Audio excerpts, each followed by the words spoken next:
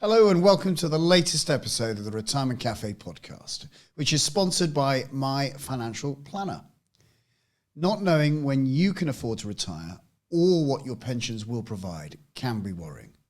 My Financial Planner provides independent, fixed-fee retirement planning advice, bringing clarity to your financial future.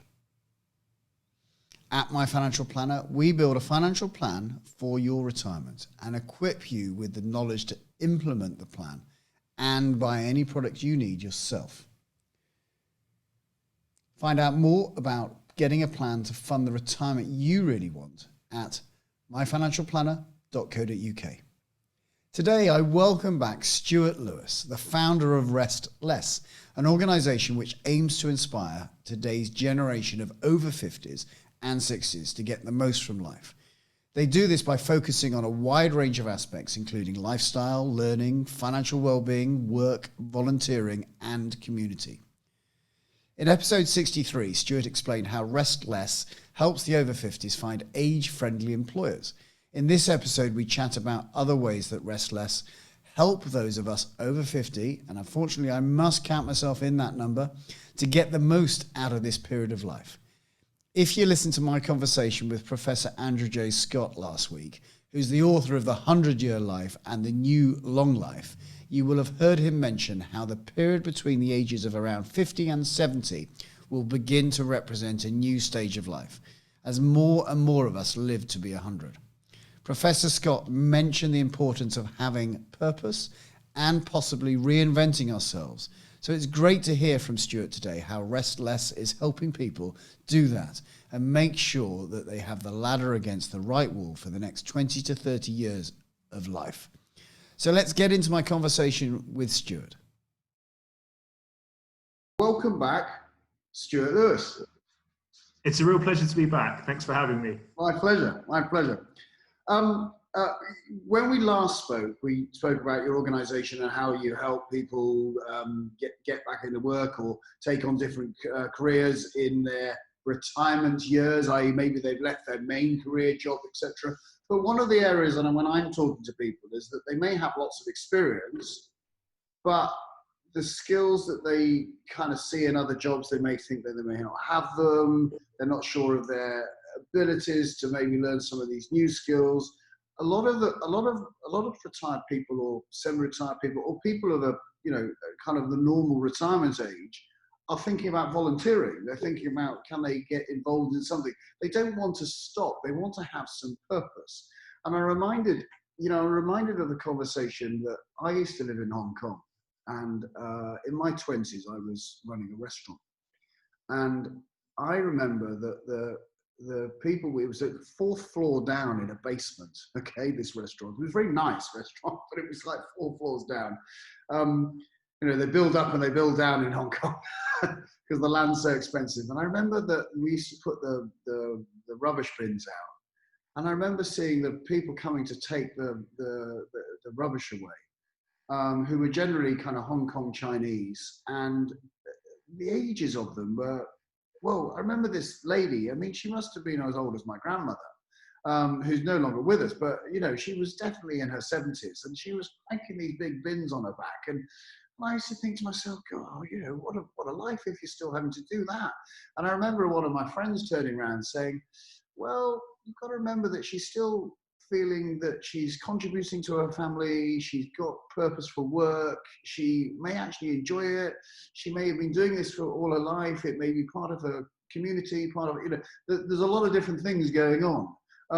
So I'm very interested that we've, in the UK, have had a mindset possibly of, you mentioned before, when your father took retirement, it's a bit like, I've done my 40 years, I get my gold clock, and then that's it.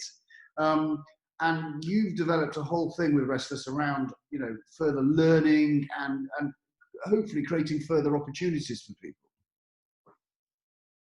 Exactly right. I think that the big thing is giving people the choice to do what they want to do. For some people, that is slow down. For some people, it's kind of speed up. One of my biggest beefs is actually talking about the over 50s as a big homogenous lump of people. And actually, it's one of the most diverse groups of individuals with individual hopes and ambitions that perhaps you could have. you wouldn't talk about the under 50s as a homogenous group of individuals, right? No. So what are the things that you see people doing, or what are the things people are interested when they're hitting the website? What are they consuming? What are they after?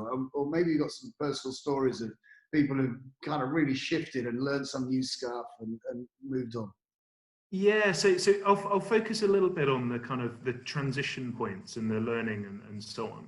I think what people seem to be really interested in a lot of our ideas and inspirational guides, whether it's kind of a top 10 list of role opportunities that are in a specific area where you're giving something back, or a range of opportunities within the charitable sector, for example. They kind of, I think they're popular because people can it gives them ideas, and even if those individual ideas are not what they would like to go into, I think it gets the creative juices flowing kind of in a non-linear manner, and opening people's ideas to this idea that they may not have the exact same CV experience, but the transferable skills they'll have built up from 20, 30, 40 years of working where they have done, they've probably got a lot more transferable skills than they perhaps think they have. And with that comes a world of opportunity. I think we are seeing quite a lot of interest in our learning and courses side as well. And I think there's three main buckets of that as we see it. So there's people looking for kind of self-development opportunities. So whether it's better to further organizational skills, or to enhance maybe digital skills for PowerPoint or Excel for any specific reason. You've then got very technical skills for something related to a specific job. So perhaps someone's quite interested in retraining as a mortgage advisor.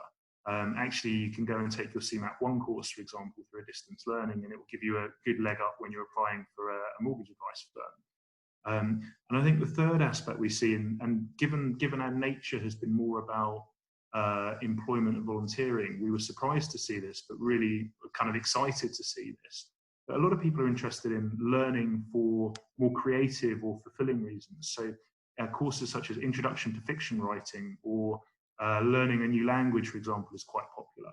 And I think people are just excited about looking at the next 20 years and around what they can achieve and what they can still do. I think in contrast to many people's expectation that, you know what, I want to hang my boots up and not do anything. I think we see that very rarely these days. Yeah. And so how does Restless actually help people? Let's say, I don't know, you have someone who wants to learn to reskill as a mortgage advisor, or maybe as a writer or something. How do you facilitate, how do you help people kind of work that out? Yeah, so I think that the first way we help is by socializing these ideas. So for writing, for example, you might want to go into becoming a freelance writer because you're looking for ability. You want to travel the world as you write. You might want to set up a business of your own and be more in control of your own hours. So there's a bunch of reasons that we can introduce that this might be an interesting route for people to follow. I think then we have kind of detailed guides as to what some of the pros and cons are of becoming a mortgage advisor or becoming a freelance writer. And then ultimately for people who routes into that space. So for some that's training. For many roles, training isn't actually a prerequisite, and you can go into later life apprenticeships, for example, or so on. But we try and pride ourselves on providing more pragmatic help for the career change guides as to this is how you go about getting started and what that best route is. For some, it is an online training course. For many, it's not. For many, actually, you'd be better off saving your pounds and putting it into kind of learning on the job, if that makes sense, and bolstering your CV and highlighting your transferable skills to get you through the door. Yeah, and something you mentioned there that I'm not familiar with. Can you tell me more about later life apprenticeships? Yeah, so the government was very specific when it set up the apprenticeship levy, which will affect most businesses, that there's no age cut-off on the apprenticeship levy. So many companies, probably the vast majority of companies today, still think about apprenticeships as a kind of a young 20s or even before, kind of upskilling people into the workforce. I think what we're seeing, certainly with the employers we work with, is that employers are really interested actually at this idea of reskilling people through a later life apprenticeship. And it may be that the training program is identical. It may be that the training program is very, very tailored. But if you've got a niche role that you're struggling to recruit because no one's got those exact skill sets, actually a later life apprenticeships where you take a lot of transferable skills and you bridge them with some technical knowledge, I think it can be really, really powerful. I think one example that is a bit like Marmite, but for those that are interested in it is fabulous, is that of a funeral arranger or a funeral director. So actually the co-op offer all age apprenticeships. Almost everyone who goes into that doesn't come from that field. So the vast intake of their candidate base comes through apprenticeship schemes. And the average age of their apprenticeship will not be in their 20s. No. That makes sense. And similarly for care roles. So again, there's a real shortage of carers across the UK. Yeah. How do you attract people who haven't perhaps come from that background to go through an apprenticeship and train to become a carer? If that makes sense. Definitely. And in fact, I was chatting to one of the things that I do. I practice as a financial planner. I ask some deep questions about what someone may not have achieved yet in their life. So, I have one question that I use that a friend of mine and a trainer introduced me to and taught me, which a chap called George Kinder. And it is one of those key questions is, if you were turning out the light tonight and you knew you weren't going to wake up again in the morning, that was it. I don't want to know what you're going to do in the next few hours. What I'm interested in is, what did you not get to do? And more importantly, who did you not get to be? And, I think that if you look at the kind of the way that we move through life, we go into an education system that is very much about passing examinations. It's not really, there's no point at any point we ask little Johnny when he's 7 what's going to be a fulfilling life to him. We say, no, just study hard and do well. And I appreciate that, because we need some basic level skills to just even to be in this world. But even when we get to 16 and 18 to do, GCSEs and A-levels and then talking about degree courses, again, it's not so much the question about what's going to be fulfilling to you. It's, you're saying, well, what do you want to do? And often that is then kind of accountable to, well, it may be down to money, and it may be down to, kind of status and hierarchy and all those types of things. And often you may find that when I'm talking to people in their 50s or 60s, that you may find that they did a career that was relatively enjoyable, but possibly wasn't as fulfilling as they'd hoped it to be. Yeah. We end up putting a ladder against a wall, and once we start climbing that ladder, it's quite difficult to get off it, because as we climb each rung and we get paid a little more, we get a bit more seniority, and we get paid a little bit more, and we get a bit more seniority, and then because of those things, we take on debt, and we take on commitments, and it may be marriage, it may be children, it may be mortgages, it may be all types of things, and therefore a level of income is needed to satisfy all those things. And then it's very difficult to jump ladder, because to move from this ladder to something else means you've possibly got to go and start again. Yeah. And then of course that creates an issue. So when I ask the question, who did you not get to be, or what did you not get to do, I get some pretty deep answers. And therefore, I had a couple the other week who was saying to me, one guy had worked in the computer industry all his years and done very well, but he'd never actually got a computer degree.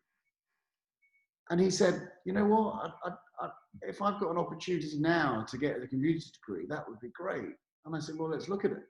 Let's look at how we can make that happen. What, really? In my 60s? Yeah, why not? Well, this is available. There's online, there's this, there's that. And then his wife said, I never got to be a nurse. And that just brought me back to she'd brought up a family, and, they'd had a family quite early on, and there was something within her that felt that she wanted to contribute and be, and to be part of her community. And we're looking again in that, what you mentioned there about, okay, well, how do you become, there is a need in the world for people like that. And therefore, is there a possibility of reskilling? And again, helping, I think, what you're doing is helping people to bridge that gap to go, well, yes, first of all, if we work out that we would like to do something, actually, how do we do it? Exactly right. And I think increasing number of people are considering going back to university as a mature student.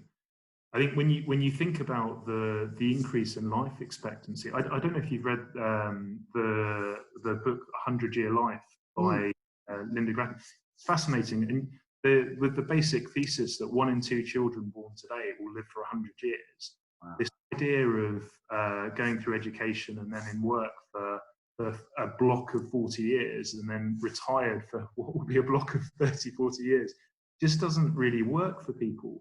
Not just from a financial perspective, but from I'm not sure people want to be retired for 40 years. And similarly, I don't think the solution is just to push your linear career path from 40 years to 60 years. I think that would bore the hell out of most people. So it's this idea that as a society, I think we're starting to see it, but we're nowhere near the mainstream seeing this, of this opportunity that turning 50 or turning 60 or what have you presents for later life development or new careers. I think when you think about someone turning 50 today, you can almost say, what's your 20-year plan? And actually that question shocks people sometimes, but actually when they stop and think about it, it's like, wow, that can be quite liberating. So actually, what do I want to do when I look back on my 70th birthday? What is it I want to do? Similarly, when you get to being 70, what's your 10-year plan? Actually, thinking positively about all the things you can achieve over the next 10 years is really powerful. And the opposite of almost just letting life happen to you, if that makes sense. So it can be quite inspiring for people, I think. Yeah, absolutely. And so, tell me about some circumstances where you have looked at people retraining and gone, wow. So we've had a couple of our members write into us to say that to share their personal story. We always love personal stories because it brings to life someone's situation and relevant situations that could be applicable to many people and kind of what they've done. And there's this one lady you read about on our website actually that left an abusive relationship in kind of her late 50s, went to school to study criminology, and succeeded in passing her degree in criminology. So it's an example of someone who's not necessarily had the luxury of money to be able to afford to retrain, but at the age she was able to get the postgraduate loan. The government extended the age of that from 30 to 60. It should be higher in my opinion today, but you can still get a postgraduate loan up to the age of 60. And actually retrained and kind of has followed her passion for this topic and this study, and is happy with the choice she made. So there's huge. We're always overwhelmed actually by some of the inspirational stories we hear that come in, and are kind of in awe daily at some of these tales. Right? It's inspiring for all of us. And so tell me what the charitable sectors are looking for. What are the people who are, people may have got to the point where they're what I call financial independence. It's one of those things that financial independence day that we're all looking for, the point where we can decide whether we still need to go to work because of money or we don't need to. Doesn't mean you have to give up, but it means that you have the choice, which I think is what a lot of people are actually after. Choice is everything, right? So then people look to maybe the charity work. Well, what are those organisations looking for, and what opportunities do you think people have there? Yeah, so the charitable sector, they're some of the most popular roles actually within our site, as you might expect. I think there's still this view as to whether people would want to volunteer or whether they'd want to get paid employment with that. Even if you're beyond the point of needing the financial income, I think some of the roles that are perhaps more intellectually stimulating, maybe in one camp or the other, for example. So it's horses for courses. But I think the natural empathy that comes from having 4 decades in the workplace, or 6 decades of interacting with people, I think is quite attractive for the charitable sector, given the nature of the roles. I think the strong community ties that people have, again, can be quite attractive for charities when they're thinking about bringing people on board.